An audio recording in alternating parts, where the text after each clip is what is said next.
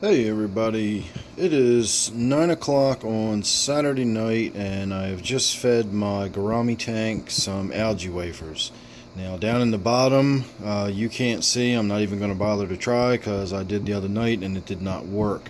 But in those rocks and in those caves in the back of the tank is my Striped Raphael Catfish, which is getting pretty large. And the other night, the same thing happened that is happening right now, and that is I can see him struggling around. He's trying to swim through and get to some of these algae wafers, but he's just too big to fit through there. He's actually trying to get through these caves right here, front and center, and he just can't do it. So I would imagine he can probably swim up and over, but that's not necessarily true. He might have stayed in one spot to the point where he's kind of like a toad in a stone now and really can't get out of where he is back there. But if you see that flashing and movement back there, that's him. And I think what I need to do is get in here and do a little bit of remodeling and rescaping with these rocks. I have also seen several times in the last couple of days my little South American bumblebee catfish that actually lives right under that corner of rock and has been coming out to defend little bits of food when other fish have come near it. So it's been interesting seeing him and knowing that he's still alive and well in the tank. So I think what I need to do is actually get in there and do a little bit of remodeling, a little bit of rescaping. This tank's been more or less the same for quite a while now, with at least with the hardscape. The plants have sort of changed and evolved a little bit over the last year or two, but the hardscape's been like that for a while now. So probably going to get in there and do a little bit of that. Don't know how I'm going to work it yet. This is very spur of the moment. Like I said, I'm either going to do the head cam or I'm going to set my tripod up, but I will make sure I get some video of me doing this and pulling some stuff out of there, and I will film at least a little bit of my process. And then we will do some before and after and get a good look at this tank when I'm all done. And hopefully it'll be a little more open, which I'm not really thrilled about. But, you know, there's always that balance between practicality and aesthetics. If I had a tank looking the way I wanted, it would be completely impractical. So I got to find that balance between what works for the animals, what's easy to keep clean, you know, just a practical tank versus how beautiful I want it to look. So I'll find something in between, and I think the end product will still look pretty nice all in all. So let me get started on that and we will see where this goes. Alright everybody, I'm all set up and ready to go. I've got my bucket and my shelf liner on the floor. I've got my supplemental lighting up there so we can all see what's going on, and in just a few minutes we will be using the higher quality camera over there to get a much closer view of these rocks as they're coming out of the tank. And my hopes is that we will get to see some of these fish down here in the bottom of the tank. So I've got the light moved off. This is a little bit of look behind the scenes. I usually have it all covered up because I don't like looking at the glare and the ugly shop lamp. So that's all it is a shop lamp with two T8 tubes at 6500K. And I have both lids open, and we're basically just going to get in there and start pulling rocks out. This one that the rubber lip is on right now and the one right next to it are purely decorative. They serve no functional purpose other than provide surface area for bacteria and offlux to grow. The two on top here are very similar. This one has some Java that's been there so long it's probably rooted to it, so I'm not really sure what to do about that. I'm probably just going to play that one by ear when we get in there. These top pieces are fairly decorative. They do create some cave structures, but you can see I just have them sort of stacked in there on the top, so that's not much of an issue. The rock that we really need to get out of there is this one right here. That's the one I want to come out. Unfortunately, that also is a very structural rock. It helps hold this one in place and this one in place, that in turn keep that whole stack supported. So I'm not really sure how this is going to play out as I try to pull that one out of there, but I'm going to remove a few of these easy to get to ones and just get them out of the way, and then hopefully without disassembling this whole pile I'm going to be able to get that one out and maybe just open it up. That's all I really want to do, is just allow some more space through there. I may even take this large rock out and simply put, you know, more three-dimensional rather than these flat rocks. Just put a larger rock in there and then just create two much larger caves on either side. Again, it'll be a lot more open, you know, maybe something a little more like that. But I don't know. Like I said, we'll have to just wait and see. Right now, I'm prepped and ready to go. So let me get the other camera rolling and we will see what happens. Alright everybody, I got the tank draining while I'm doing this. I see no point in not doing a water change while I'm going to be in here doing some maintenance. So these rocks can simply come right out. If you will notice, that's a very cupped rock. It has a lot of space underneath of it. This one as well. These aren't simply flat rocks. And these little loaches, especially the hillstream loach and the skunk loaches, they can get underneath very small areas.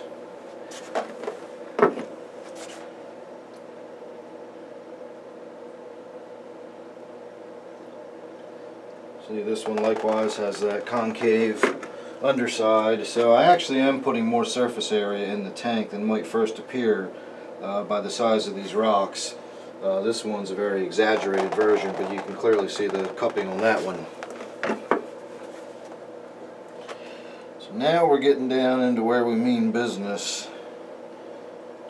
This is just trash.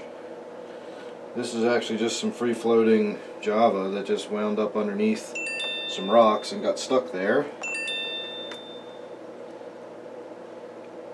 I just released a video a little while ago, so my phone's probably going to be going off. I probably should have thought about that ahead of the time and muted it. Alright, so this is where it's going to get a little tricky. Let's see what happens when I move this. Now, I just think my Striped Raphael went flying because I just heard a bunch of commotion. Well, now that came out fairly easily without anything else moving. So that was the piece in question. And I would say that pretty much did the trick as far as opening it up. And we can probably leave it at that.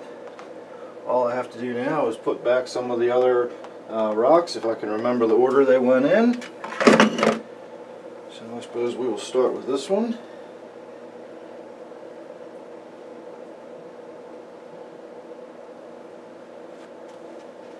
I probably didn't have to remove any of these. And there's my Striped Raphael. I'm not sure if I'm putting these in the right order or not. I don't think so. Well, he's certainly not happy. I can actually hear him banging into things as he crashes around through the tank. So I definitely disturbed his hiding spot.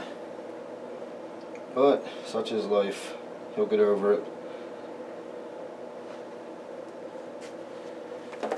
Now I can probably actually take the piece that I removed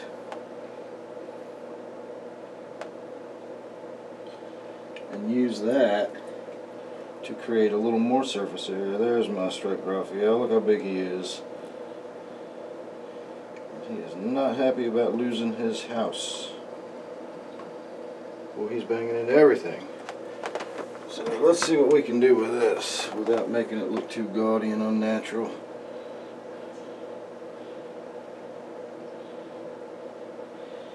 Well, I don't know if I like that or not, but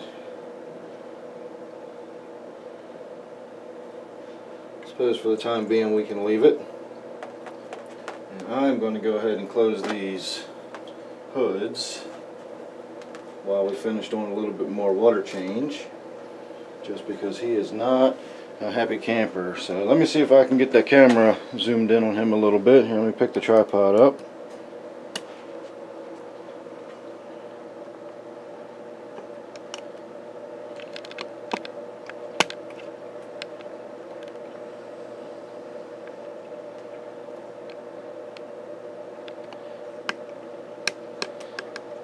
So that's what this is all about. That's the guy right there that I'm really trying to make some space for.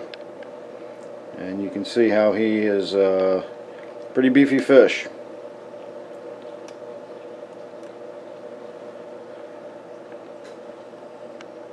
So let me get back on with it, and we will do a little bit of before and after, and I will show you the space we've made and what the tank looks like after the water change, and hopefully we'll get to see a little more of my big fat beautiful striped Raphael swimming around in there. So sit tight.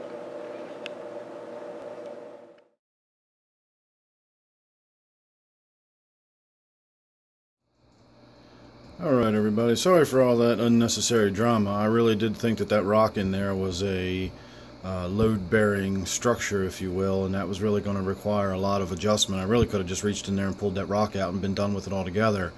But I am hoping that having that opened up will now allow that Striped Raphael to come out and make an appearance. I've seen him back there moving around. He's got plenty of room to come out now. I have indeed put some more algae wafers in the tank. I don't know if you can hear all that clicking and clacking sound, but that is the loaches. They make that noise when they're excited or when they're fighting sometimes. They have pharyngeal teeth that they click together. That is teeth in the back of their throat. And that's what that noise comes from. So just to look at the tank, and now that we're finished, I'm really kind of hoping the Striped Raphael will make an appearance while I'm chatting. And if not, we'll just have to hope for one in the future. And if that's the case, then go ahead and subscribe. That way you don't miss anything. Well, we just got a nice little look at my red tail loach. You can see right there on the bottom right, he's making an appearance. That's another rare one we rarely see.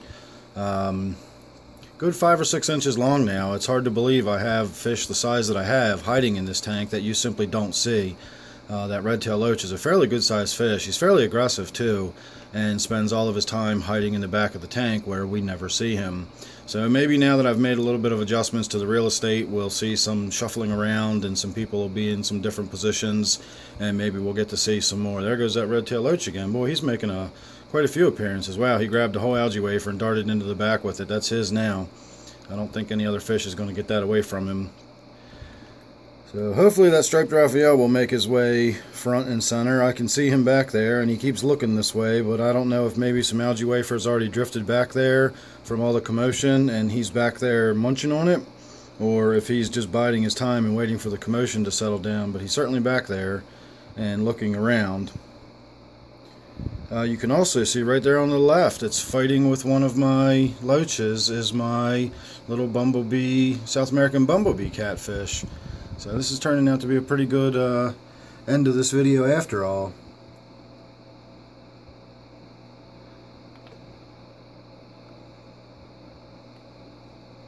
Let me try to reposition myself here without disturbing the fish too much. As I was afraid putting the camera out here has really put a damper on everybody's enthusiasm. But right where that root mass is, in front of that angled rock, is where that little South American bumblebee lives, and he's been coming out and fighting with these loaches over food that gets near him. He sort of darts out and grabs at it, and you can see those brighter colors in the back. That is my Striped Raphael back there. You can see his tail fin waving around. So why he won't come out, I don't know. He's certainly got room to do so now. So there you go, everybody. One last look. That is my Gourami tank. Again, if you're not already subscribed, go ahead and do so. You never know what you're going to get with me. I do lots of stuff off the cuff, and I've got a lot of interesting animals that not a lot of people have seen. Sometimes they're very reclusive. So if you're subscribed, you won't miss anything. And I got lots of stuff coming up, so you don't want to miss a thing. Thanks for watching this one, and I'll see you real soon on the next one.